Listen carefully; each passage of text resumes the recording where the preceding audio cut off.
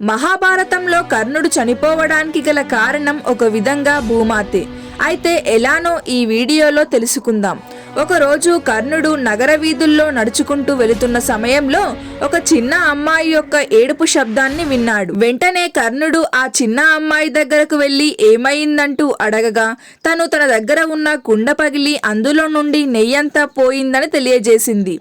అప్పుడు కర్ణుడు తన దగ్గర ఉన్న నెయ్యిని తనకు ఇస్తానని తెలియజేయగా ఆ అమ్మాయికి అదే నెయ్యి కావాలంటూ మొండిపట్టు పట్టడంతో ఏం చెయ్యాలో తెలియక కర్ణుడు ఆ మట్టినంతా పిండి నెయ్యిని తీసి ఆ అమ్మాయికి ఇచ్చాడు. కర్ణుడు ఆ మట్టిని పిండడం ద్వారా భూమాతకు ఎముకలు విరిగినంతగా ఎంతో నొప్పి కలగడంతో కర్ణుణ్ణి ఈ విధంగా శపించింది.